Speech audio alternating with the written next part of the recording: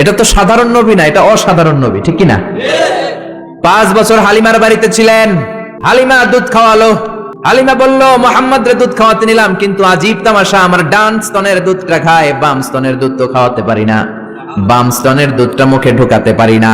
5টা বছর ছিল, 2 বছর দুধ খাইলো, একদিনের জন্য আমার বাম স্তন টাচ করে নাই। কারণ হালিমার আরো কয়েকটা ছেলে মেয়ে ছিল।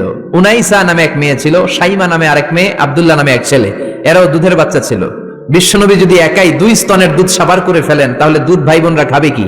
2 বছর বাচ্চা মোহাম্মদ ইনসাফ প্রতিষ্ঠা করেছেন, কোন ঠিক কিনা?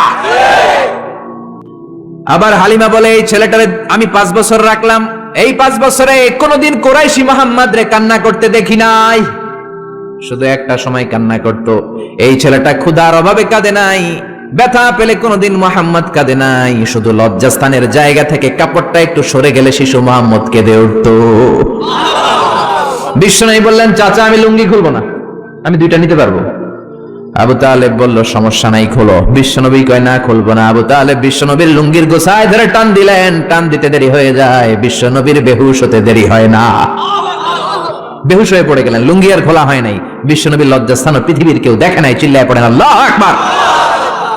এজন্য লজ্জাশীলতা শিখাবেন। লজ্জাশীলতা সব নারীদের ভূষণ। দৌলতপুর বাইতুন নূর জামে মসজিদ, এই বাইতুন নূর ধরে ধরে এত কথা চলে আসছে, ঠিক কিনা? বাইতুন নূর এসেছে কাবা ঘর থেকে। এই কাবা ঘর ইব্রাহিম আলাইহিস সালাম বানালেন।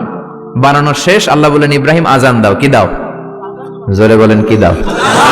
আজান দেননি আপনারা নাকি খালি মুয়াজ্জিন দেয়? আপনিও দিবেন। আজান দিলে মর্যাদা বাড়ায় কে?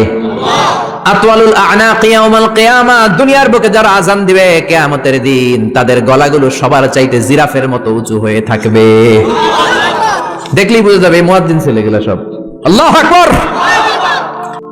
কিসের আজান দিব? আল্লাহ আল্লাহ বললেন, ও ইব্রাহিম, ঘর বানালা, ঘরটা জিয়ারত করতে হবে, আজান দাও, তাড়াতাড়ি আজান দাও। আযিন ফিন নাস বিল হজ, ও ইব্রাহিম আজান দাও। সাইয়েদনা ইব্রাহিম বললেন, মানুষ নাই, পাখি নাই, প্রাণী নাই, কেউ নাই, আজান দিলে কে শুনবে? আল্লাহ বললেন, ইব্রাহিম তোমার দায়িত্ব, তুমি আজান দাও, আমি গোটা বিশ্বের সব মানুষের কানে আজান পৌঁছে দেব। আজান দিলেন, আল্লাহ পৌঁছায় দিলেন। আমরা যারা আসি নাই, আমরাও শুনেছি মায়ের পেটে। মায়ের পেটে এই আজান আমাদের কানেও এসেছিল। যারা পেটেও ছিলাম না, আলামুল আরওয়াহে তাফসীর এসেছে, তাদের কানেও এসেছে। এই আজান শুনে যারা সাড়া দিয়েছে, লাব্বাইক বলেছে, তাদেরই নসিবে আছে কাবা ঘর জিয়ারত করা। জোরে বলেন সুবহানাল্লাহ। এজন্য মসজিদে দানের দরকার আছে না নাই? মসজিদে নামাজের জন্য যাওয়ার দরকার আছে না নাই? ওয়াজে অনেক মানুষ হয়, মসজিদে লোক হতে যায় না। কি আজীব তামাশা! বিশ্বনবীর সময়ে ফজরের নামাজ, জুমার নামাজ ছিল একই দৃশ্য।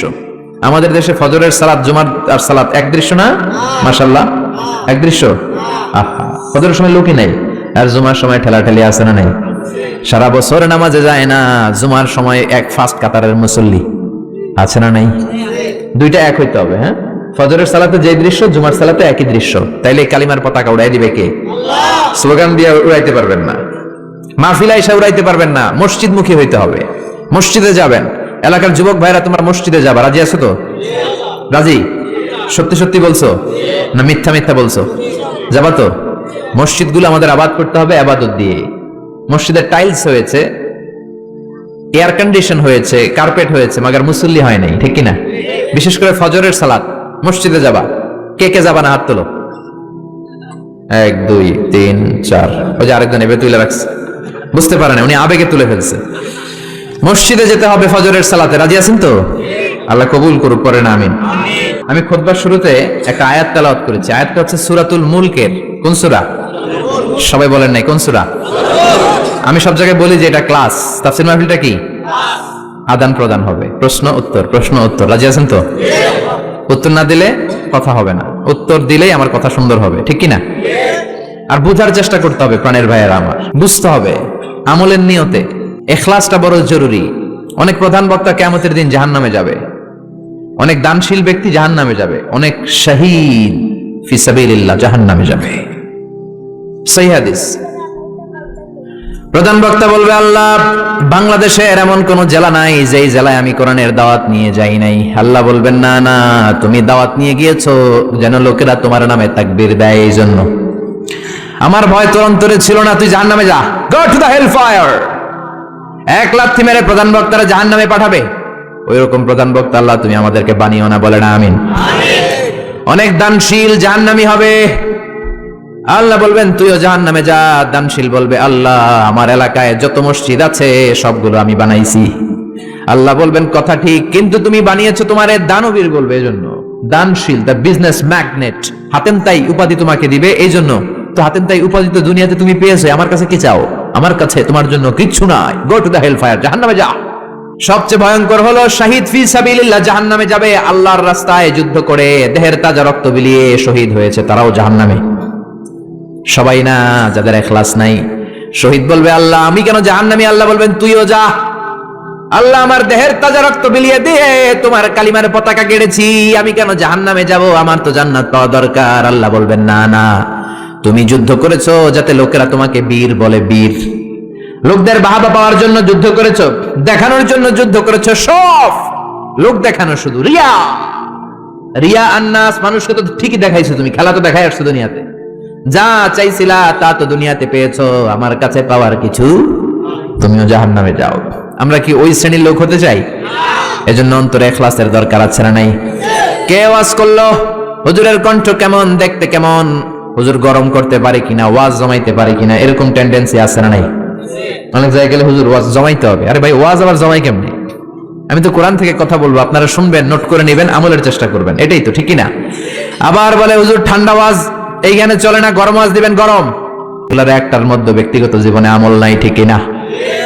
ওয়াজ হবে আল্লাহর সন্তুষ্টির জন্য, বিশ্বনবীর শেখানো পন্থায়। মনের মধ্যে দরদ থাকবে, যাদেরকে বলছেন দরদ নিয়ে বলবেন, দরদ নিয়ে শুনবেন। অন্তর থেকে কথা বললে ওই কথা মানুষের অন্তরে যে লাগে, মুখ দিয়ে বললে শুধু কানে লাগে, ঠিক কিনা?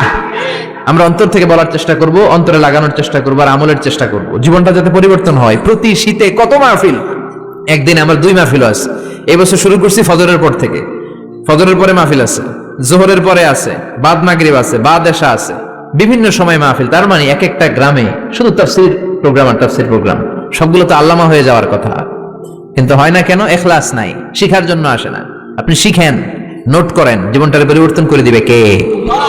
সবাই শিখতে রাজি আছেন তো? আসেন আমরা সূরাতুল মুলকের তাফসীর শুনি। সূরাতুল মুলক 29 পারার প্রথম সূরা। কত পারা? আয়াত 30টা। কয়টা? মাক্কি সূরা। মাক্কি না মাদানী? রুকু 2টা। জোরে বলেন কয়টা? এটা অনেক বরকতের সূরা, অনেক বরকত। বিষ্ণু বলেছেন মানিআতুন মিন আযাবিল কবর। মুস্তাদরাকুল হাকিমের হাদিস, বিশ্বনবী বলেন আল মানিআতু মিন আযাবিল কবর ইন্না ফিল কুরআনি সূরা। কোরআনে একটা সূরা আছে যেটা কবরের আযাব থেকে বাঁচিয়ে দেয়। সুবহানাল্লাহ, বাড়িতে যে বলবেন আল মানিআতু মিন আযাবিল কবর, কবরের আযাব থেকে বাঁচায়।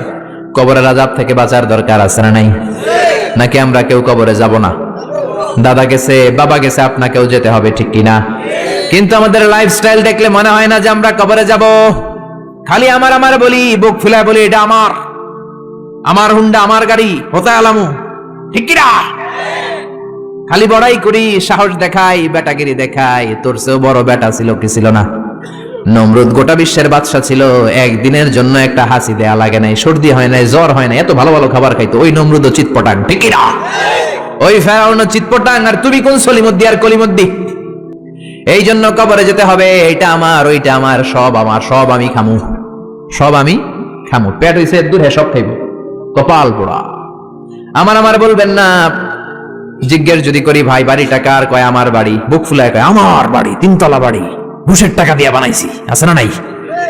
আমার বাড়ি আমার, আমার গাড়ি। কেমন করে তোমার বাড়ি? তোমার বাবাও যখন এই বাড়িতে থাকতো সেও বলতো এটা আমার বাড়ি। তোমার দাদাও যখন থাকতো সেও বলতো আমার বাড়ি।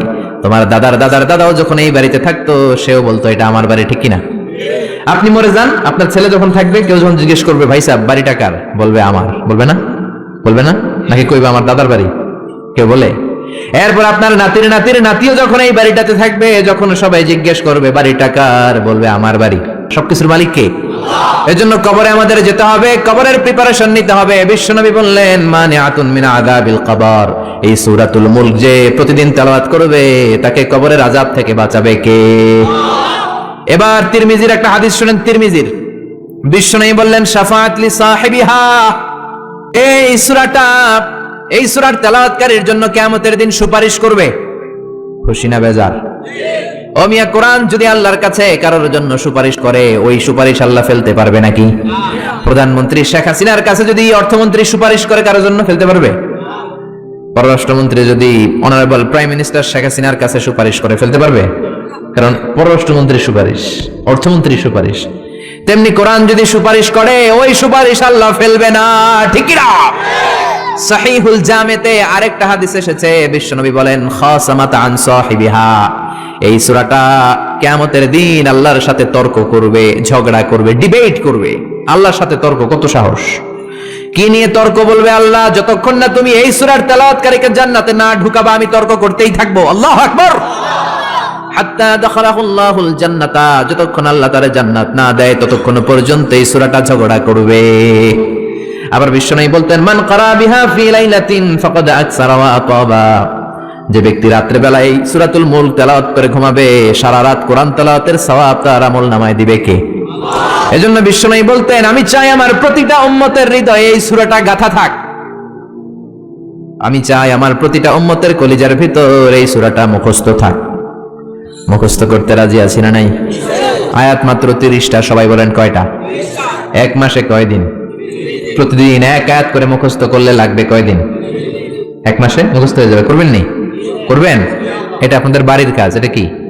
হোমওয়ার্ক। যেহেতু ক্লাস, বাড়ির কাজ দেওয়ার দরকার আছে না নাই? মুখস্থ করে ইমাম সাহেবের কাছে যাবেন, আজহারি হুজুর বাড়ির কাজ দিয়েছে, বাড়ির কাজ নেন। আমার সূরাতুল মুলক মুখস্থ হয়েছে, আপনি শুনেন।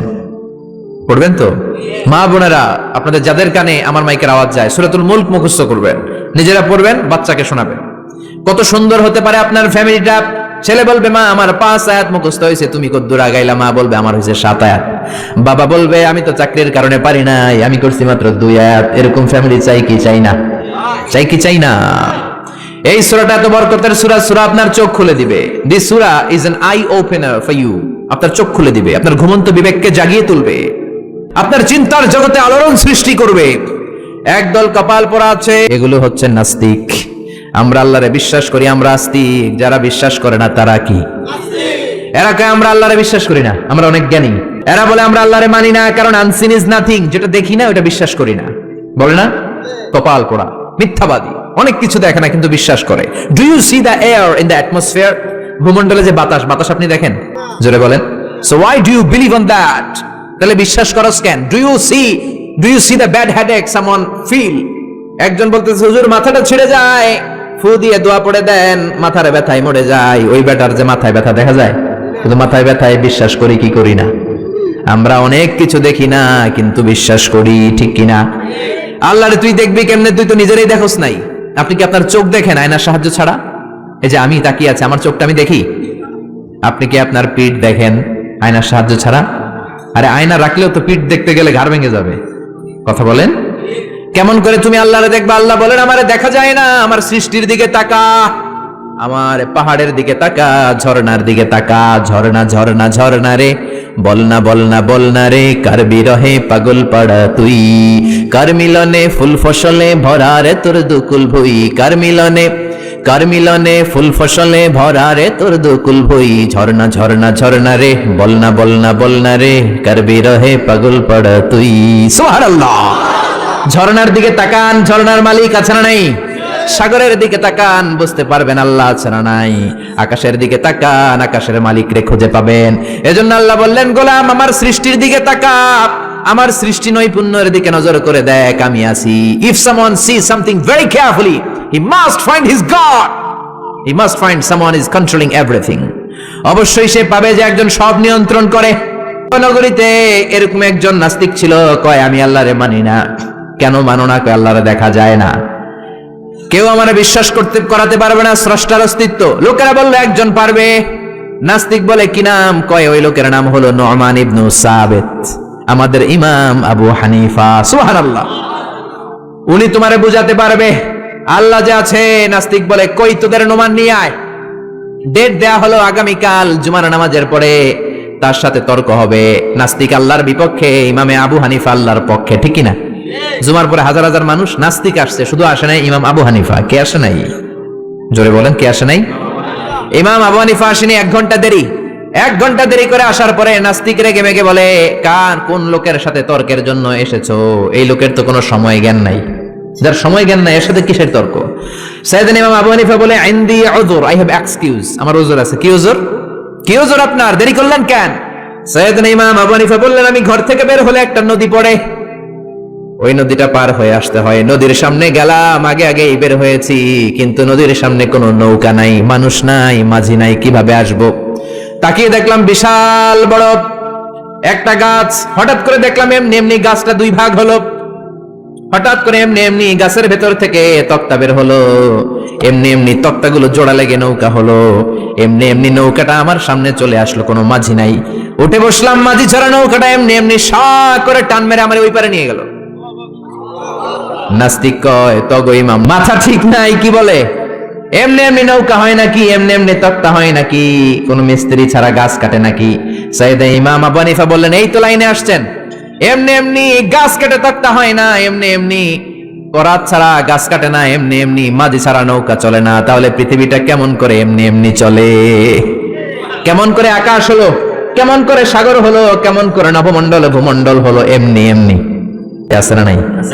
এবার নাস্তিক কয়, খাইছে, এটা তো ভাবি নাই, এই ছোট্ট জিনিসটা আমি মানি না। এমনি এমনি গাছ হবে, তক্তা হবে, নৌকা হবে, মাঝি ছাড়া নৌকা চলবে, এমনি এমনি আমি মানি না।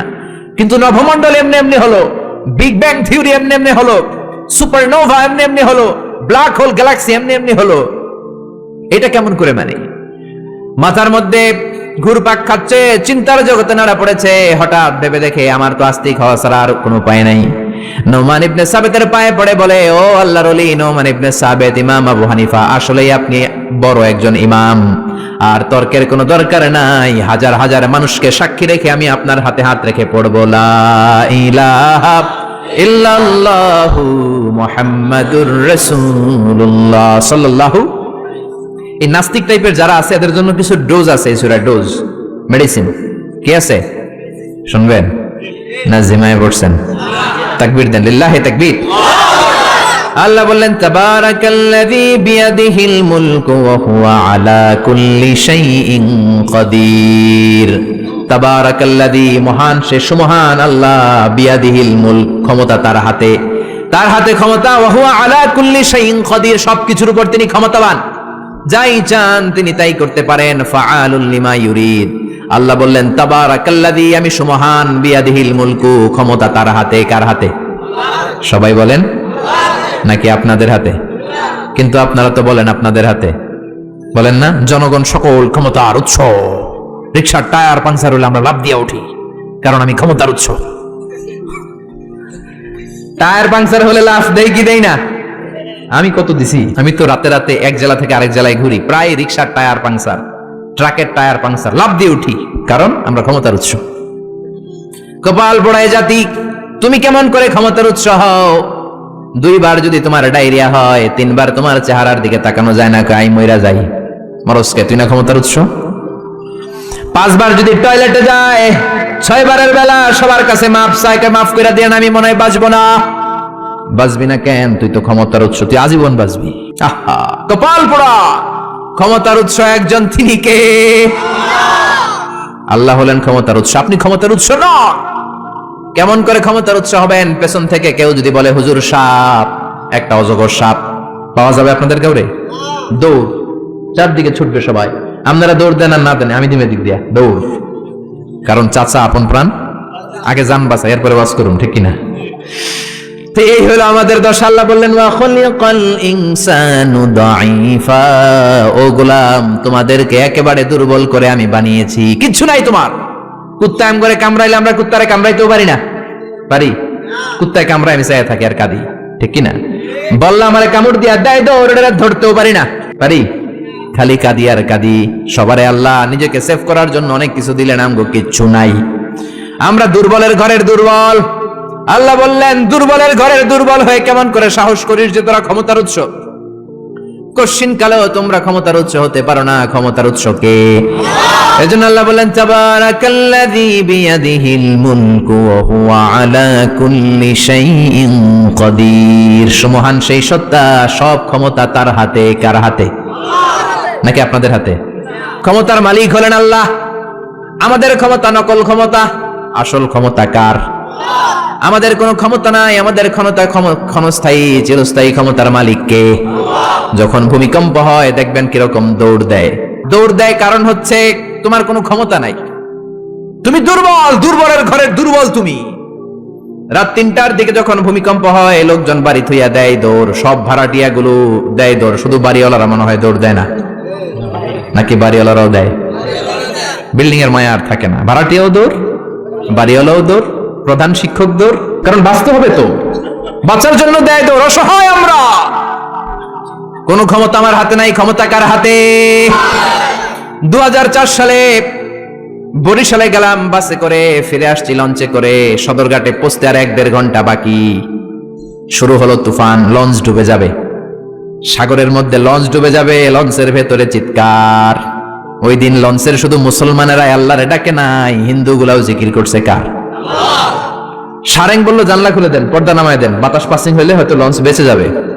ওই দিন চিনলাম আল্লাহ কারে কয়, আল্লাহ কেসকো কাতে। আল্লাহর জিকির করতে করতে চাপা ফুলাই ফেলাইছি আমি, সবার মুখে চিৎকার বাঁচাও। আমি বললাম কে বাঁচাইব? হুজুর আমনে, দাঁড়িয়ে দেখছে তো, হুজুর আমনে বাঁচাইবেন। আমি বললাম তাহলে আমারে বাঁচাইব কে? কয় আল্লাহ। আসলে বিপদে বললে বাঁচাতে পারে একজন, তিনি কে? এগুলো বাস্তব কথা। ডোনাল্ড ট্রাম্প সবচেয়ে বড় ক্ষমতাশালী ব্যক্তি, ঠিক কিনা? সব ক্ষমতা তো ওর হাতে, তাই না? ডোনাল্ড ট্রাম্প তো ক্ষমতার উৎস হওয়া উচিত, ও কি ক্ষমতার উৎস? আপনারা দেখেছেন কিনা জানি না, ইউটিউবে একটা ভিডিও দেখা যায়, সে বক্তব্য দিচ্ছে একটা অডিয়েন্সের সামনে, হঠাৎ বিউ বলে একজন লোক বাঁশি বাজাইছে ওরে ভয় দেখানোর জন্য, বকের আওয়াজ করছে, লাফ দিয়ে উঠছে একটা। ওর স্পেশাল সিকিউরিটি ফোর্স চারদিকে এমনি ধরছে, স্যার আমরা আছি। তারপরে সে শান্ত হয়েছে। যারা ভিডিওটা দেখেছেন তারা বুঝবেন কত অসহায় তারা, ঠিক কিনা? যত বড় ক্ষমতার অধিকারী হন, আল্লাহ বললেন তোদের ক্ষমতা ক্ষণস্থায়ী ক্ষমতা, চিরস্থায়ী ক্ষমতার মালিক হলাম আমি আল্লাহ। তাবারাকাল্লাযী বিয়াদিহিল মুলকু ওয়া হুয়া আলা কুল্লি শাইইন কাদির। সুমহান সেই সত্তা যার হাতে ক্ষমতা, ক্ষমতা কার হাতে? খেয়াল করে বুঝেন, এই পৃথিবীতে অনেক দেশের মানুষ, অনেক দেশে প্রধানমন্ত্রী প্রেসিডেন্ট ক্ষমতায় 5 বছরের জন্য বসে কি বসে না? অনেক দেশে 10 বছরের জন্য বসে কি বসে না? আমার আল্লাহ তো 10 বছরের জন্য বসছে নাকি? 15 বছর, 20 বছর, 100 বছর, কত বছর? চির ক্ষমতার মালিক তিনি না? আল্লাহ ভালো জানেন, আমরাও জানি। আল্লাহ বলে দিছে হুয়াল আউয়ালু ওয়াল আখিরু ওয়াল যাহিরু ওয়াল বাতিন ওয়া হুয়া বিকুল্লি শাইইন আলিম। তিনি প্রথম, তিনি শেষ, তিনি প্রকাশ্য, তিনি গোপন। আল্লাহ বলেন আমি অনাদিকাল থেকে ক্ষমতার চেয়ারে বসা, অনন্তকাল পর্যন্ত থাকবো, ঠিক কি না? তোমাদের মতো 5 বছরের 10 বছরের টার্মে আমি ক্ষমতায় বসি নাই। আমি আল্লাহর ক্ষমতা চিরকালের ক্ষমতা, ঠিক কিনা? চিরকাল ক্ষমতার চেয়ারে বসা। আবার এই পৃথিবীতে অনেকে ক্ষমতায় আসলে ডেমোক্রেটিক সিস্টেমে আসে, ভোটে জিতে। আল্লাহ তো ভোটে জিতে আসছে, তাই না? আবার এই পৃথিবীতে অনেক দেশের স্বৈরাচারী পদ্ধতিতে ক্ষমতার চেয়ারে অনেকে বসে কি বসে না? আল্লাহ কি স্বৈরাচারী পদ্ধতিতে বসছে নাকি? আবার অনেক দেশে মোনার্কি সিস্টেম, মানে রাজার পোলা রাজা, আল্লাহর বাবা রাজা ছিল তাই আল্লাহ রাজা। হ্যাঁ, আল্লাহ এভাবে রাজা? আল্লাহ বললেন না, কুল হুয়াল্লাহু আহাদ আল্লাহুস সামাদ লাম ইয়ালিদ ওয়া লাম ইউলাদ। আমি জন্ম কাউরে দেই নাই, কারো থেকে জন্ম নেই নাই, আজীবন আমি ক্ষমতার চেয়ারে বসা, ঠিক কি না? আবার পৃথিবীতে দেখা যায় ভালো একটা আন্দোলন করলে ক্ষমতা থেকে নামানো যায় কি যায় না? আমি মিশরে ছিলাম, প্রেসিডেন্ট ছিল জামাল আব্দুল নাসের অনেক আগে। আমি যখন ছিলাম প্রেসিডেন্টের নাম ছিল হোসনি মুবারক। বিশাল একটা আন্দোলন হলো, ক্ষমতা থেকে নেমে গেল। তার মানে চরম আন্দোলন করে অনেককে ক্ষমতার চেয়ার থেকে নামানো যায়, ঠিক কিনা? অথবা গণ অভ্যুত্থান করে নামানো যায়। আমরা সবাই মিলে একটা আন্দোলন করেই তো আল্লাহর নামায় দিতে পারবো, তাই না? পারবো? আমরা সবাই যদি আন্দোলন করি, আমাদের সাথে যদি যোগ দেয় জিনের দলেরা, জিন ফেরেশতারাও যদি কয় আমরাও আছি আপনাকে দলে, আল্লাহরে আর আমরা ক্ষমতায় দেখতে চাই না, ওনারা তো নামানো যাবে, যাবে? সবাই মিলেও ওনারে নামানো যাবে। আল্লাহ বলেন আন্নাকুম গায়রু মুজিজিল্লাহ। ও গোলাম, গোলামের ঘরের গোলাম, তোরা আমার গোলাম, আমরা কি? আরো জোরে বলে। বিশ্বনবী নিজের পরিচয় দিতেন, আল্লাহ আমরা আপনার গোলাম, গোলামের ঘরের গোলাম, বান্দির ঘরের গোলাম। নিজের সবসময় গোলাম বলবেন। কার গোলাম? আল্লাহ বললেন ও গোলামের দল, গোলামের বাচ্চা, আন্নাকুম গায়রু মুজিজিল্লাহ, খবরদার সবাই মিলে তোরা আন্দোলন করলে আমার এক শিকি ক্ষমতাও তোরা কমাতে পারবি। এজন্য আল্লাহ বললেন তাবারাকাল্লাযী বিয়াদিহিল মুলকু ওয়া হুয়া আলা কুল্লি শাইইন কাদির। সুমহান সেই সত্তা যার হাতে সব ক্ষমতা, তিনি সব পারেন। খেয়াল করে বুঝবেন, আবার পৃথিবীতে অনেক দেশের ক্ষমতার চেয়ারে যারা বসা অনেক বয়স হয়ে যাওয়ার কারণে স্বেচ্ছায় অবসরে যায় কি যায় না? রিটায়ারমেন্ট আছে না নাই? বয়সের ভারে নুজ্জ হয়েছে, আর দায়িত্ব পালন করতে পারে না, অবসরে যায়। আল্লাহর তো অনেক বয়স হয়ে গেছে, এবার অবসরে যাওয়া দরকার। রিটায়ারমেন্টে যাবে না কিছুদিন পর? যাবে যাবে ওনার কোনো রিটায়ারমেন্ট নাই, উনি ক্লান্ত হয় না, শ্রান্ত হয় না, ঘুম ধরে না, ওনার তন্দ্রাও নাই। লা তাখুযুহু সিনাতু ওয়ালা নাওম, আমার ঘুম নাই, আমার তন্দ্রা নাই। আবার বললেন ওয়ালা ইয়াউদুহু হিফযুহুমা ওয়া হুয়াল আলিয়্যুল আযীম, আকাশ জমিন নিয়ন্ত্রণ করতে আমি আল্লাহ বিন্দু মাত্র ক্লান্ত হই না। সুবহানাল্লাহ। বোঝা গেল এই ক্ষমতাটা আল্লাহর চিরদিনের, কর্তৃত্ব, পাওয়ার, সভরাইনটি, অথরিটি আজীবনের জন্য, ঠিক কি না? সে আল্লাহ বললেন গোলাম তাবারাকাল্লাযী বিয়াদিহিল মুলকু ওয়া হুয়া আলা কুল্লি শাইইন কাদির, ক্ষমতা আমার হাতে, আমি ক্ষমতার চেয়ারে বসাই আবার নামাই। যারা এখন গোটা বিশ্বের ক্ষমতার চেয়ারে আছে, বসিয়েছে কে? কুলিল্লাহুম্মা মালিকাল মুলকি তুতিল মুলকা মান তাশাউ ওয়া তানজিউল মুলকা মিম্মান তাশা ওয়া তুইজ্জু মান তাশাউ ওয়া তুযিল্লু মান তাশাউ বিয়াদিকাল খায়র ইন্নাকা আলা কুল্লি শাইইন কাদির। ও আল্লাহ, আপনি ক্ষমতার মালিক, যারা চান ক্ষমতা দেন, যারা চান ক্ষমতা থেকে নামান। ডোনাল্ড ট্রাম্প আমেরিকার ক্ষমতার চেয়ারে বসিয়েছে কে? আবার গাদ্দারি করলে লাথি মেরে নামায় দিতে পারে কে? ওই আল্লাহ বললেন ক্ষমতার মালিক আমি। কোনদিন বলবি না যে তোরা ক্ষমতার মালিক, আর বলবেন জনগণ সকল ক্ষমতার উৎস? বলবেন সকল ক্ষমতার উৎস কে? আমরা বললাম আল্লাহ, বুঝলাম আপনি ক্ষমতার মালিক, আর কিসের মালিক আমাদেরকে জানান। আল্লাহ বললেন আল্লাযী খালাকাল মাউতা ওয়াল হায়াতা লিয়াবলুয়াকুম আইয়ুকুম আহসানু আমালা ওয়া হুয়াল আজিজুল গফুর। আমি এমন আল্লাহ, আমি জীবনের মালিক, মরণেরও মালিক। জীবনেরও মালিক, মরণেরও মালিক। তিনি কে? জীবন দেয় কে? মরণ দেয় কে? রব্বি আল্লাযী ইউহয়ী ওয়া ইউমীত, আমার আল্লাহ এমন আল্লাহ, তিনি জীবন দেন, তিনি মরণ দেন। আবার জীবন মরণের মাঝখানে তিনি একটা জিনিস রেখেছেন, যেটার নাম হলো রূহ। নাম কি? সবাই বলেন। রূহ দেখছেন তো না আপনারা? কে কে দেখেছেন? দাদা যখন মরে গেছিল দেখছেন কোন দিক দিয়ে বের হয় রূহটা? দাদি যখন মরছে কোন দিক দিয়ে বের হয় দেখছেন?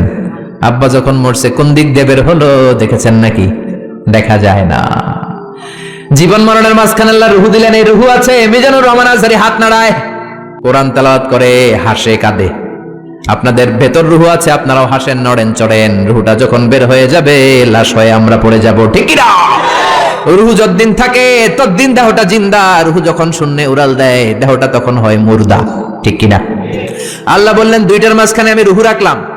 মক্কার কুরাইশরা জিজ্ঞেস করলো, আব্দুল্লাহর বেটা মুহাম্মদ, রূহ কারে বলে? তুমি দাবি করেছো তুমি নাকি নবী, তুমি যদি নবী হও রূহ কারে বলে বলো। বিশ্ব নবী বলেন না, আকাশের দিকে তাকান, কারণ আমার নবী নিচ থেকে কিছু বলতেন না, গ্রিন সিগন্যালের অপেক্ষায় আছেন। উপর থেকে যদি ওহী আসে বিশ্ব নবী উত্তর দিবেন। আল্লাহ বললেন কুলির রূহু মিন আমরি রাব্বি ওয়া মা উতিতুম মিনাল ইলমি ইল্লা কলিলা।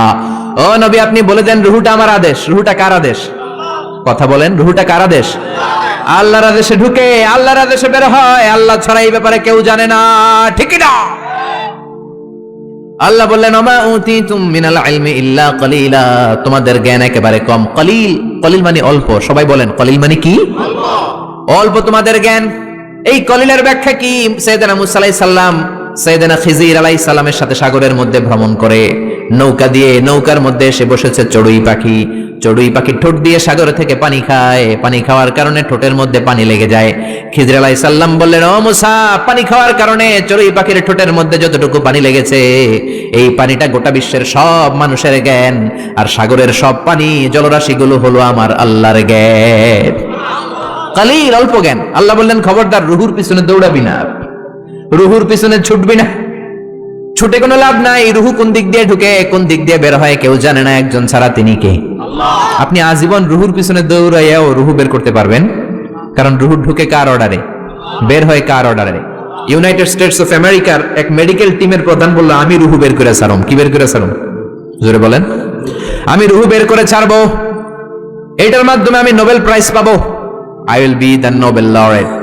রুহু বের করার মাধ্যমে আমি নোবেল প্রাইজ পাবো। সবাই কয় কেমনে পাবেন? সে বলল, চল আমার সাথে মুমূর্ষু রোগী নিয়ে আয় কয়েকটা। আইসিইউর মধ্যে ভর্তি, আইসিইউ পর্যন্ত ইন্টেনসিভ কেয়ার ইউনিটে থাকে, এরকম মাস্ক পরা, অক্সিজেন নেয়, ছাড়ে কৃত্রিম ভাবে, নিয়ে আয় কয়েকটা গ্লাস ফিটিং করা রুমের ভিতরে ঢুকানো হলো, বললো চেক হিজ বিপি, ওর বিপি মাপ, বিপি মানে ব্লাড প্রেশার মাইপা দেখে বিপি আছে, ধাক্কা মারে না, ধপ ধপ ধপ, যতদিন বেঁচে আছি ধাক্কাটা আছে না নাই, এই দমটা আছে না নাই, দমটা চলে গেলে আপনি বাঁচবেন, কি হইবেন, ঠুস হবেন, ঠিক কিনা? বিপি মাপ, বিপি চেক করে দেখে লোকটা বেঁচে আছে, ব্লাড প্রেশার ধাক্কা দেয়, চেক হিজ ওয়েট, ওজন মাপ, এবার ওজন মেপে দেখে ওজন হলো 80 কেজি। জোরে বলেন কয় কেজি? 80 কেজি। এবার বলে মুমূর্ষু রোগীটার মুখ থেকে অক্সিজেনের চেম্বার খুলে নে, মাস্ক খুলে নে। ডাক্তাররা বললো অক্সিজেন খুলে নিলে তো মারা যাবে। মেডিকেল টিমের প্রধান বলে মারা যাক, সমস্যা নাই, খুলে ফেল। মাস্ক খুলে ফেললো, অক্সিজেন নাই, লোকটার ছটফটানি বেড়ে গেল, ছটফট ছটফট করতে করতে লোকটা বিদায় নিল, মরে গেছে। এবার ডাক্তার বলে বের কর, চেক হিজ বিপি, বিপি মাপ, পালস মাপ, দেখে পালস নাই, মরে গেলে পালস থাকে, বিপি থাকে না, কিন্তু ওজন থাকে কি থাকে না? ওজন থাকে। কয়বার ওজন মাপ? মরার আগে লোকটার ওজন ছিল কয় কেজি? জোরে বলেন। এবার ওজন মাপ, ওজন স্কেলের মধ্যে শোয়ানোর পরে ওজন দেখা যাচ্ছে মরার আগে ছিল 80 কেজি, মরার পর এখন হয়ে গেছে 78 কেজি। কমছে কয় কেজি? কয় পাইছি? সবাই কয় কি পাইছেন? কয় রুহু পাইছি। কয় কই পাইছেন? কয় মরার আগে ছিল 80 কেজি, মরার পর 78 কেজি, 2 কেজি নাই, যেটা উড়াল দিছে ওইটাই 2 কেজি, এইটাই রুহু আমি পাইছি। কিন্তু বিজ্ঞানের নিয়ম হচ্ছে যে কোনো একটা এক্সপেরিমেন্ট থেকে আপনি ফাইনাল জাজমেন্ট দিতে পারবেন না, আপনাকে আরো নমুনা সংগ্রহ করতে হবে। আরো মুমূর্ষু রোগী আনা হলো ইন্টেনসিভ কেয়ার ইউনিট থেকে, গ্লাস ফিটিং করা রুমের ভেতরে ঢুকানো হলো। চেক দা বিপি, বিপি মাপ, ব্লাড প্রেশার, ওকে, ওয়েট, ওজন কত? এটার এই লোকের ওজন 70 কেজি। সবাই বলবেন কয় কেজি? এবার ওই লোকটার মাস্ক খুলে ফেলা হলো, অক্সিজেন মাস্ক। এই লোকটাও ছটফট ছটফট করে, ছটফটানি দিয়ে এই লোকটাও মরে যায়। এবার বলে বিপি মাপ, মরা লোকের বিপি আছে নাই, কিন্তু ওজন আছে না নাই? ওজন স্কেলে শোয়ানো হলো, ওই লোকটার মরার আগে ওজন ছিল কয় কেজি? এবার ওজন দিয়ে দেখে লোকটার ওজন হয়ে গেছে মরার পরে 71 কেজি। এবার যাবি কই? 1 কেজি মিলাবি কি দিয়া? মরার আগে বলছে, আগেরটার ক্ষেত্রে বলছে 2 কেজি কম, আগে ছিল 80, এখন 78, যেটা উড়াল দিছে ওইটাই রুহু, এবার বাড়ছে 1 কেজি, কই যাবে? আল্লাহ বলেন কিয়ামত পর্যন্ত বিপি মাপতে পারবি, ওজন মাপতে পারবি, অনেক খেলা দেখাতে পারবি, মাগার রুহু খুঁজে পাবি না, ঠিক না? কারণ মা উতিতুম মিনাল ইলমি ইল্লা কালিলা, তোমাদের জ্ঞান আমি যতটুকু দিয়েছি একেবারেই কম। মরে গেলে এক একজনের এক এক অবস্থা হয়, কারোর শরীর জমাট বেঁধে যায়, ওজন বেড়ে যায়, কারোটা ফেসফেসে হয়ে যায়, গ্যাস বের হয়ে যায়, পাতলা হয়ে যায়, ওজন কম বেশি দিয়ে রুহু ধরা যাবে। এজন্য আল্লাহ বললেন আল্লাযী খালাকাল মাউতা ওয়াল হায়াতা লিয়াবলুয়াকুম আইয়ুকুম আহসানু আমালা ওয়া হুয়াল আজিজুল গফুর। আমি জীবন বানালাম, মরণ বানালাম, আমরা বললাম আল্লাহ জীবন মরণের এই খেলায় নেমে আপনার কি লাভ বলেন তো? আমরা জীবন পাবো, মরণ পাবো, আপনার কি লাভ? তাই না? আল্লাহ বললেন লা বলো লিয়াবলুয়াকুম আইয়ুকুম আহসানু আমালা, আমি দেখতে চাই তোমরা কেমন করে ভালো আমল করো, কে কে ভালো আমল করো, তোমাদেরকে পরীক্ষা করতে চাই। পুরো দুনিয়াটাই পরীক্ষা, ঠিক কিনা? আমরা এখন আছি পরীক্ষার হলে। আমরা কোথায়? জোরে বলেন আমরা কোথায়? যারা ধনী আল্লাহ তার ধন দিয়ে পরীক্ষা করে, সে শুকরগুজার হয় কিনা? যারা গরিব তাদেরকে আল্লাহ দরিদ্র বানিয়ে পরীক্ষা করে, আল্লাহর শুকর করে কিনা? যে ছেলে হলো আল্লাহ ছেলে বানিয়ে পরীক্ষা করে, যে মেয়ে হলো তারে মেয়ে বানিয়ে পরীক্ষা করে কে? আমরা বললাম আল্লাহ বুঝলাম আপনি ক্ষমতার মালিক, জীবন মরণের মালিক, আর কি করেন আপনি বলেন? আল্লাহ বললেন আল্লাযী খালাকা সাবআ সামাওয়াতিন তিবাকা মা তারা ফি খালকির রহমানি মিন তাফাউত। আল্লাহ বললেন আকাশের দিকে তাকিয়ে দেখ, পুরো আকাশটারে 7টা স্তরে বিন্যস্ত করেছে কে? আকাশ কয়টা বলেন তো? সবাই বলেন। আপনাদের ঘুমে ধরেছে? আর কয়েক মিনিট শুনবেন? হ্যাঁ, তাহলে তাকবীর বলেন, পড়েন লিল্লাহি তাকবীর। আকাশ কয়টা? আর জোরে কয়টা? একটার চেয়ে আরেকটা বড়। আমরা যেটা দেখি মহাশূন্য, এটা আকাশ না, এটার উপরে আকাশ। এটা প্রথম আকাশের মহাশূন্য, তারপর প্রথম আকাশ, তারপরে দ্বিতীয় আকাশের মহাশূন্য, দ্বিতীয় আকাশ, একটার চেয়ে আরেকটা বড়। বিশ্বনবী বললেন তোমার হাতের আংটি যদি মরুভূমিতে ফেলে দাও, মরুভূমির তুলনায় তোমার আংটি যত ছোট, আল্লাহর দ্বিতীয় আকাশের তুলনায় আল্লাহর প্রথম আকাশটা ঠিক তত ছোট। ওইটার চেয়ে 3 নাম্বারটা বড়, 4 নাম্বারটা আরো বড়, অনেক বড়। আল্লাহ বলেন ওয়ালাকাদ যায়্যানাস সামাআদ দুনিয়া বিমাসাবিহা ওয়া জাআলনাহা রুজুমান লিশ-শায়াতিন। তোমাদের প্রথম আকাশটার মহাশূন্যটাকে আমি তারা দিয়ে সুশোভিত করেছি। তারা আছে না নাই? রাতের বেলা তারার মেলা দেখতে সুন্দর লাগে, কি লাগে না? এই ছোট্ট ছোট্ট এরকম দেখা যায় না? তারাগুলো তো সাইজ এতটুকু না, এতটুকু কয়, এতটুকু আসলে কি এতটুকু? এই যে আকাশ দিয়ে বিমান যায় এতটুকু দেখা যায়, এইভাবে ধরা যায়, মনে হয় আমি নিজেই ধরতে পারবো। আসলে কি ধরতে পারবো? ভিতরে আছে 300 লোক, ঠিক কিনা? দূরে থাকার কারণে ছোট দেখা যায়। এই তারাগুলো এত এত দূরে, এই জন্য ছোট লাগে, আসলে ছোট না। এই সূর্য 9,30,00,000 মাইল দূরে, এই জন্য একটা রুটির মতো মনে হয়। কত দূরে? 9,30,00,000 মাইল। চিন্তা করতে পারেন, পৃথিবীর চেয়ে 13 লক্ষ গুণ বড়। তার মানে 13 লক্ষটা পৃথিবী সূর্যের ভেতরে রাখার জায়গা আছে না নাই? তার মানে কি সূর্যই সবচেয়ে বড়? না, আরো আছে। প্রক্সিমা সেন্ট্রাই, আলফা সেন্ট্রাই এ, আলফা সেন্ট্রাই বি, ইটা ক্যারিনা, বেটেলজিউস, অভাব নাই। চলেন আমরা পৃথিবীর সবচেয়ে কাছের তারা থেকে একটু ঘুরে আসি। কে কে যাবেন? হাত তোলেন। 1 জন 2 জন 3 জন 4 জন। বাহ, সাহস বাড়তেছে খালি। সবাই তোলে এখন। যাবেন সবাই? যান, আমি ওয়াজ করতেছি, আপনারা চলে যান। প্রথম তারাতে যান, আমার সাথে যাবেন? আচ্ছা, চলেন চলেন প্রথম তারাতে যাই। আমাদের সবচেয়ে কাছের তারার নাম প্রক্সিমা সেন্ট্রাই। এইটাতে আমরা সবাই মিলে যাবো ইনশাআল্লাহ। কোন? আরে জান্নাতে গেলে এরকম কত তারা আমগো পিছনে ঘুরবে, ঠিক কি না? এটা কত দূরে জানেন? 4.23 লাইট ইয়ার, 4.23 আলোকবর্ষ দূরে। তার মানে অনেক দূরে। এখন কি দিয়ে যাবেন এটা আপনারা ডিসাইড করেন। কি দিয়ে যাবেন? যারা যারা যাবেন, রিক্সায় যাবা? সব বোনা, সাহস তো কম না। প্লেনে? না, চলবে না, প্লেনে যাওয়া যায় না, মাধ্যাকর্ষণ শক্তি ভেদ করা যায় না। রকেট লাগবে, স্পেস শাটল, মহাকাশ যান লাগবে, স্পেস ক্রাফট। স্পেস ক্রাফট বুঝতে কঠিন হলে আমি বলবো রকেট। রকেট দিয়ে আমরা যাব।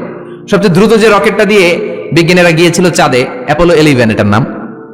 চাঁদে নেমেছে 1969 সালে Neil Armstrong, Edwin Aldrin, Michael Collins, এরা গিয়েছিল। এবার আমরা যাব। কোথায় যাব? পৃথিবীর সবচেয়ে কাছের তারা প্রক্সিমা সেন্ট্রাইতে যাব, 4.23 লাইট ইয়ার দূরে। এই যানবাহনটা কত দ্রুত চলে এটা একটু শুনেন। এই স্পেস শাটল অ্যাপোলো 11 এটা সেকেন্ডে চলে 11 কিলোমিটার বেগে, মিনিটে চলে 660 কিলোমিটার বেগে, ঘন্টায় চলে 39,000 কিলোমিটার বেগে। সুবহানাল্লাহ বাড়িতে যেয়ে বলবেন। একটা মহাকাশ যান 39,000 কিলোমিটার বেগে ছুটে। কেন ইমাজিন? এটা কি কল্পনা করা যায়?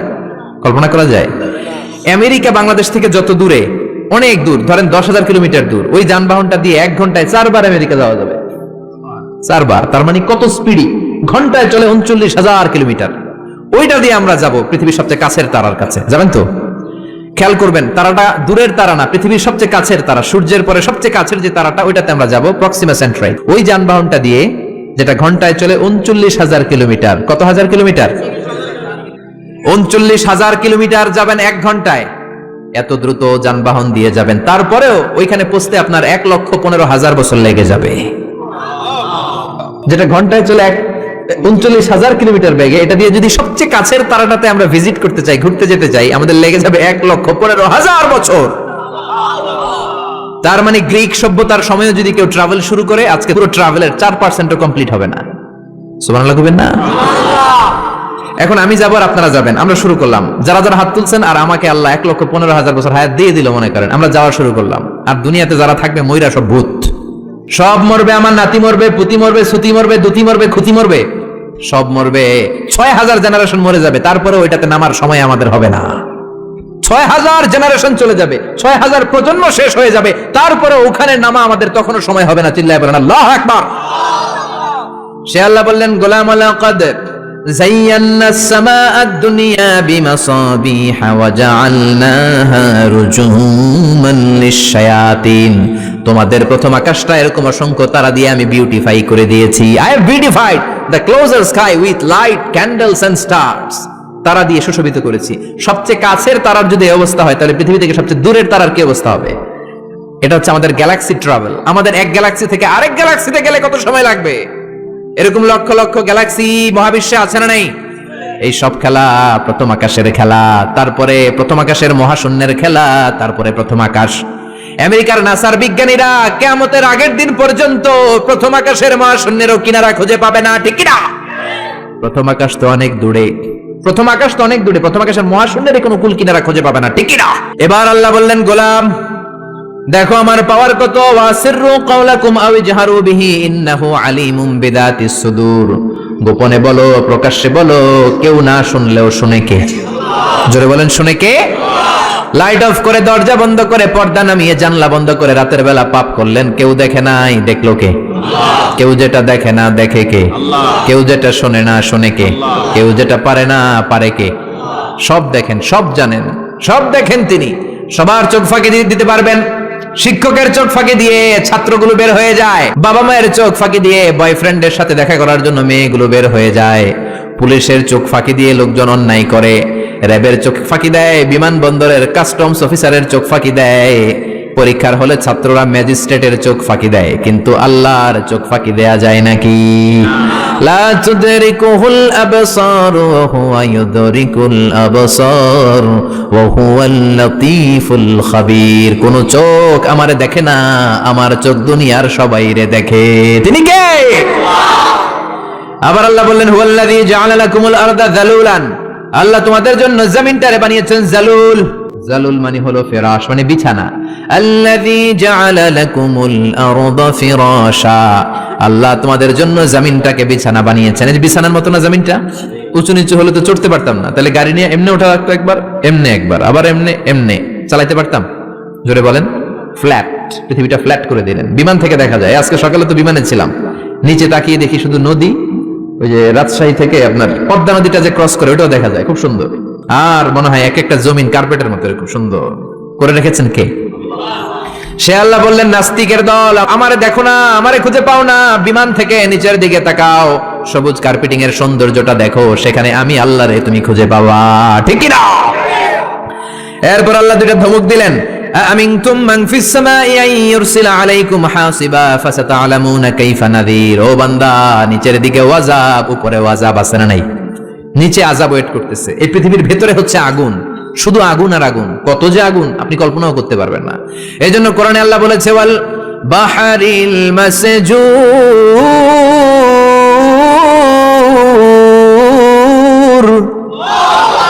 আমি আল্লাহ ফুটন্ত গরম টকবগে সাগরের পানির কসম খাই। সুবহানাল্লাহ। সাগরের পানি নাকি গরম, আমরা তো দেখি ঠান্ডা, কিন্তু আল্লাহ বলে না না, সাগরের পানির ভেতরে আগুন আছে না নাই? আছে না নাই? আগ্নেয়গিরির জ্বালামুখ যখন বার্স্ট করে, আগুনের লাভা বেরিয়ে আসে, এটা প্রমাণ করে পৃথিবীর ভেতরে আগুন আছে না নাই? আবার আমেরিকার বিজ্ঞানীরা গবেষণা শুরু করলো, কয়ে আগুন, সাগরের ভিতরে তো আগুন পাই না। চলে গেল প্রশান্ত মহাসাগরে, সবচেয়ে গভীর জায়গার নাম পুয়ের্টো রিকো, 33,000 ফিট। কয় পাইপ ঢুকা, পাইপ ঢুকাতে শুরু করলো। নেভাল একাডেমি থেকে বিশাল জাহাজ এনে পাইপ ঢুকায়, আগুন বের করবে। পাইপ ঢুকাতে ঢুকাতে তারা পেল আগ্নেয়গিরির, প্রথমে পেল পাললিক শিলা, পাললিক শিলার স্তর, রূপান্তরিত শিলার স্তর, এরপরে আগ্নেয়গিরির শিলার স্তর। নেভাল একাডেমির চিফ বলে আরো পাইপ ঢুকাতে ঢুকাতে প্রশান্ত মহাসাগরের মাঝখানে পুয়ের্টো রিকো, প্রায় 33,000 ফিট গভীর। ঢুকানোর পরে তারা দেখে না, পাইপ যতই ঢুকানো হয় পাইপগুলো গলে গলে পানি হয়ে যায়, পাইপগুলো গলে গলে মুহূর্তের মধ্যে হাওয়া হয়ে যায়, কোনো পাইপই খুঁজে পাওয়া যায় না। সুবহানাল্লাহ পড়ে। তার মানে ভিতরে আগুন আছে না নাই? প্রমাণ হলো আগুন আছে। এবার জানতে চাইলো আগুনটা কি মানের, আগুনটা কেমন পাওয়ারফুলি, এটা দেখতে চাই। এবার চিফ বলল, ফায়ার প্রুফ পাইপ নিয়ে আসো। কি প্রুফ? হুজুর বলেন না, ফায়ার প্রুফের পাইপ, যেটা ভিতরে ঢুকালে আগুনে গলবে না। নেভাল একাডেমি এবার আমেরিকা থেকে আনলো ফায়ার প্রুফের পাইপ। দেখি তো আগুনটা কি মানের, কত ডিগ্রি সেলসিয়াসের। ঢুকা, 33,000 ফিট শেষ, আরো ঢুকা, রূপান্তরিত শিলা, পাললিক শিলা, আগ্নেয়গিরি শিলা। এবার ঢুকাচ্ছে, যত পাইপ ঢুকায় ফায়ার প্রুফের পাইপ। ফায়ার প্রুফ চিনেন তো, আগুন ধরে না। বুলেট প্রুফ বুঝেন? ডোনাল্ড ট্রাম্পের গালিতে গুলি করলেও গুলি ঢুকবে না, কারণ এটা বুলেট প্রুফ। ওই পাইপ যেটা এবার ঢুকালে এটা ফায়ার প্রুফ, আগুন ধরবে না। আগুনের মধ্যে পাইপটা সারাদিন রেখে দিল, পাইপের কিছু হবে না। ওই পাইপ যখন ঢুকাতে শুরু করলো, ঢুকাতে ঢুকাতে পাললিক শিলা, রূপান্তরিত শিলা, আগ্নেয়গিরির শিলা, এগুলো পার করার পরে যখন ভিতরে পাইপ ঢুকায়, দেখতে পেল ফায়ার প্রুফের পাইপগুলো গলে গলে আগুন হয়ে যায়, গলে গলে পানি হয়ে যাচ্ছে, হাওয়া হয়ে যাচ্ছে, ধোঁয়া হয়ে যাচ্ছে। চিল্লায় পড়েন আল্লাহু আকবার। তার মানে পৃথিবীর ভেতরে আগুন আছে না নাই? আল্লাহ বললেন, গোলাম মনে করো না আমি তোমাদেরকে ধরতে পারবো না, মাটির নিচে আযাব আছে, উপরে আযাব আছে না নাই? মাঝে মাঝে শিলা বৃষ্টি দেয় কে? শিলা বৃষ্টি দেয়, ফসলগুলো থাকে না, সব শেষ। অ্যাসিড রেইন, শিলা বৃষ্টি, উল্কা বৃষ্টি দিয়ে আল্লাহ শেষ করে দিতে পারেন, ঠিক কি না? এরপর আল্লাহ বললেন, গোলাম পাখির দিকে তাকাও। কোন দিকে তাকাবেন? যারা আল্লাহরে খুঁজে পায় না তাদেরকে বলবেন পাখির দিকে তাকাও। কোন দিকে তাকাও? আওয়ালাম ইয়ারা ইলাত তাইরি ফাওকাহুম সাফাতিন ওয়া ইয়াকবিদ মা ইউমসিকুহুন্না ইল্লার রহমান ইন্নাহু বিকুল্লি শাইইন বাসীর। নাস্তিকগুলো কি আমার পাখিগুলোর দিকে তাকায় না? সুবহানাল্লাহ। এই যে পাখিগুলো থাকে ফাওকাহুম সাফাতিন, পাখিগুলো কেমনে ডানা মেলে উড়ে বেড়ায়, এভাবে উড়ে না? দেখছেন? আবার নামার সময় ডানা গোটায়, ডানা ঝাপটায়, কেমন করে পাখিগুলো উড়ে। শূন্যের মধ্যে পাখিগুলো কেমন করে উড়ন্ত থাকে। এই পাখিগুলোরে শূন্যে ধরে রাখলো কে? আল্লাহ ধরে রেখেছে। কেউ ওদেরকে শিখায় নাই, শিখিয়েছে আল্লাহ। হাঁসের বাচ্চাগুলো জন্মের পরে পানিতে নেমে যায়, সাঁতার কাটতে শুরু করে দেয়, পা নাড়ায়, পাখা নাড়ায়। কে হাঁসের বাচ্চারে শিখালো যে এমনি সাঁতার কাটবি? কে শিখাইছে? গাভীর পেট থেকে বাছুর বের হয়, দাঁড়ানোর পরেই মায়ের ওই গাভীর ওলানের মধ্যে ঢু মারে কি মারে না? কে ওরে বললো এদিকে গুতা মারলেই তো রিজিক বেরোবে? সুবহানাল্লাহ কইবেন না? আল্লাহ বললেন পাখির দিকে তাকাও। আওয়ালাম ইয়ারাও ইলাত তাইর, কারণ পাখির মধ্যে নিদর্শন আছে না নাই? পাখি নিয়ে গবেষণা করলে পাখির রব আল্লাহরে খুঁজে পাওয়া যাবে, ঠিক কি না? এজন্য কোরআনের অনেক জায়গায় আল্লাহ পাখির কথা বললেন, ওয়া আরসালা আলাইহিম তাইরান আবাবিল। আবার কাবা ভাঙতে এলে পাঠাওয়া বাবিল। দাও খোদা দাও আমায় আবার উমর দরাজ দিল। সুবহানাল্লাহ বলেন। আবাবিল পাখি দিয়ে আল্লাহ আব্রাহারে শেষ করলেন, ঠিক কি না? এরপর সাইয়েদনা সুলাইমান আলাইহিস সালামের একটা পাখি ছিল, নাম কি? হুদহুদ। ওয়াতাফাক্কাদাত তায়রা ফাকালা মালি লা আরাল হুদহুদ। পাখি কই? ওইটার জুমিং পাওয়ার এত বেশি ছিল পাখিটার চোখে। সাইয়েদনা সুলাইমানের সিংহাসনও চড়তো, পাখিটাও চড়তো। আর কত হাজার ফিট নিচে সুমিষ্ট পানি আছে, এত উপর থেকে ওটা দেখে দেখে বলে দিতে পারতো। সুবহানাল্লাহ। আবার জান্নাতে যখন যাবেন আপনাদেরকে ভুনা পাখির গোশত খাওয়াবে কে? খাইবেন? খাইবেন না? ওয়ালাহামি তাইরিম মিম্মা ইয়াশতাহুন। এমন চমৎকার পাখির ভুনা গোশত আল্লাহ খাওয়াবে, তোমাদের আত্মা ঠান্ডা হয়ে যাবে। সুবহানাল্লাহ। পাখির ভুনা গোশত দুনিয়াতে খাইছেন? দুনিয়ার ভুনা গোশতের মতো নাকি জান্নাতের ভুনা? ওই যে ভুনা গোশতের কথা শুনে জিহ্বায় পানি আসছে নাকি? কত পাখির কথা আল্লাহ কোরআনে বললেন। আল্লাহ বললেন আওয়ালাম ইয়ারাউ ইলা তাইর, don't they see to the birds. পাখির দিকে কি তারা তাকায় না? কি করে পাখিগুলো উড়ে? পাখির মধ্যে তো আমি নিদর্শন রেখেছি। এই পৃথিবীর সবচেয়ে ছোট্ট পাখিটার নাম হচ্ছে হামিং বার্ড। নাম শুনছেন? নর্থ আমেরিকাতে পাওয়া যায়। এটা যখন প্রাপ্তবয়স্ক হয় তখনই এটার সাইজ হয় মাত্র 3 ইঞ্চি। কয় ইঞ্চি? 3 ইঞ্চি। পৃথিবীর সবচেয়ে ছোট পাখি, পৃথিবীর সবচেয়ে ছোট পাখি। পৃথিবীর সব পাখিগুলো সামনের দিকে উড়ে, এই পাখি সামনে উড়ে, এট দ্য সেম টাইম পেছনে উড়ে। কোন পাখি এমনি উঠতেছে আবার পিছনে উঠতে দেখছেন? এই হামিং বার্ড সামনে উড়ে, পেছনে উড়ে। এই পাখিটা প্রতি সেকেন্ডে ডানা ঝাপটায় 80 বার। কয়বার? আপনি কয়বার হাত নাড়াইতে পারবেন এক সেকেন্ডে? হ্যাঁ, জোরে মারলে তো 5টা, কিন্তু এই পাখি মারে 80টা। সুবহানাল্লাহ পড়েন। এরকম হাজার হাজার পাখি বানিয়েছে কে? আলপিন সুইফট, সাউথ ইউরোপে একটা পাখি আছে। এই পাখিটা শূন্যে উড়ন্ত অবস্থায় থাকে টানা 8 মাস। কয় মাস? 8 মাস। 8 মাসে মেঘের আপ থেকে পানি খায়, পোকামাকড় ধরে খায়, উড়ন্ত অবস্থায় মলত্যাগ করে 8 মাসে একবার নেমে আবার উড়াল দিলে আবার 8 মাস। সুবহানাল্লাহ কইবেন না? আছে হোমা বার্ড। জিওগ্রাফিক্যাল চ্যানেল দেখে না? এগুলো দেখলে কপাল ঘষে ঘষে সেজদা দিতে মন চাইবে কারে? এই হোমা বার্ড উড়ন্ত অবস্থায় ডিম পাড়ে। ওই ডিম জামিনে পড়ার আগেই শূন্যে থাকতেই ফুটে বাচ্চা বের হয়ে ওই বাচ্চা উড়াল দিতে শুরু করে দেয়। এখন সুবহানাল্লাহ। এজন্য আল্লাহ বললেন আওয়ালাম ইয়ারাউ ইলা তাইরি ফাওকাহুম সাফাতিন ওয়া ইয়াকবিদ মা ইউমসিকুহুন্না ইল্লার রহমান ইন্নাহু বিকুল্লি শাইইন বাসীর। ওরা কি পাখির দিকে তাকায় না? কত ধরনের পাখি আমি তৈরি করে রেখেছি। Birds and aeroplane maintain the same flying mechanism when they fly. পাখি যেমনি উড়ে বিমানও তেমনি উড়ে। পাখির উপর গবেষণা করে দুইজন ইহুদি লোক বিমান বানিয়েছে, উইলবার রাইট, অরভিল রাইট, 1903 সালে, আমেরিকান নাগরিক। পাখি নিয়ে গবেষণা করে। আমরা সময় নাই, আমরা তো ও শেফালি জর্দামেশালি, তোকে দেখে গাই রিমিক্স কাওয়ালি আছে না নাই? আমরা দুম্মা চলে দুম। আমরা ক্রিকেট খেলা দেখি, ছোট্ট একটা বল, এই বলের পিছনে সবাই ছুটি। আর ইহুদিরা গোটা পৃথিবীটারে বল বানিয়ে ওইটা নিয়ে খেলে, ঠিকই না? পাখি আর বিমান একরকম চলে। এটা আবিষ্কার করলে 2 ভাই। পাখি নিয়ে গবেষণা করলো 2 ভাই। যেই কোরআনে আল্লাহ পাখির কথা বললেন আমরা করতে পারি নাই, করছে ওই 2 ভাই। আমরা মদ আর নারী নিয়ে ব্যস্ত, ঠিক কিনা? ওই দুই ভাই গবেষণা শুরু করলো, পাহাড়ে শুয়ে শুয়ে পাখির ছবি আঁকে, পাখিটা কেমনে টেক অফ করে, কেমনে ফ্লাই করে, কেমনে ল্যান্ড করে, গবেষণা শুরু হয়ে গেল। করতে করতে বানিয়ে ফেললো প্লেন। সেম পাখি যেমনি উড়ে, বিমানও তেমনি উড়ে, বানিয়ে ফেললো। কিন্তু এখনকার বিমানের মতো না, ঢাকনা নাই, কিচ্ছু নাই, ইঞ্জিন একটা নিয়ে উড়ে আবার ধপাস করে পড়ে, ওরে আবার ধপাস করে পড়ে, আবার উড়ে আবার ধপাস করে পড়ে। হঠাৎ এমন একটা বিমান বানালো, এটা আর পড়ে না, খালি উড়ে। সুবহানাল্লাহ। এতদিন মানুষের স্বপ্ন ছিল, হায় রে পাখি উড়ে, আমরাও যদি উঠতে পারতাম। এবার মানুষের স্বপ্ন পূরণ হলো, মানুষ এখন উড়ে। আজকে আমি নিজে উঠছি, ঠিক না? আপনারা যখন হজে যাবেন আপনারা উড়বেন।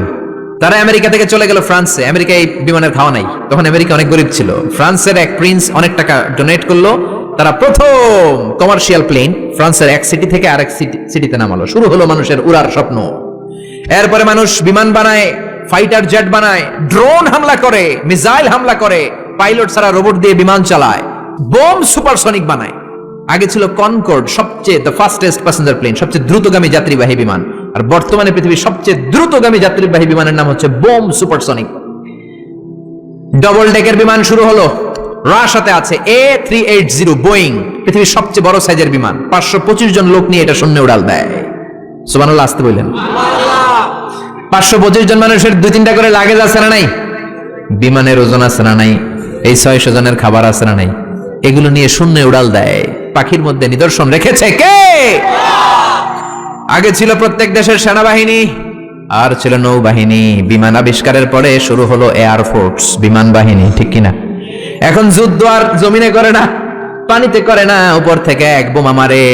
আমেরিকা জাপানের Hiroshima নাগাসাকিতে little boy fat man মাইরা দিল, পুরা জাপান শেষ। জাপান পুরা ছারখার হয়ে গিয়েছে। শুধু জাপানের ওই এলাকায় শেষ হয় নাই, ওই এলাকা থেকে যত লোক এরপরে জন্মগ্রহণ করেছে সব বিকলাঙ্গ, কারো হাত নাই, কারো পা নাই। এই অ্যাটমিক রেডিয়েশনের পাওয়ার, চিল্লায় বলেন ঠিক কিনা? সে আল্লাহ বললেন, গোলাম ও শিক্ষাবিদ নাস্তিকেরা, তোমরা কি পাখির দিকে তাকাও না? আমি আল্লাহ পাখির মধ্যে এমন নিদর্শন রেখেছি, পাখির দিকে নজর করো, পাখির রব আল্লাহরে খুঁজে পাবা, ঠিক কিনা? এরপর সূরাটা আল্লাহ শেষ করলেন, কুল আরাআইতুম ইন আসবাহা মাউকুম গাওরান ফামান ইয়াতিকুম বিমাইম মাইন। বলো দেখি, সবে শুকাইয়া যদি যায় এই পৃথিবীর পানি, তাহলে হেথায় তটনির ধারা কে দিবে সবারে আনি।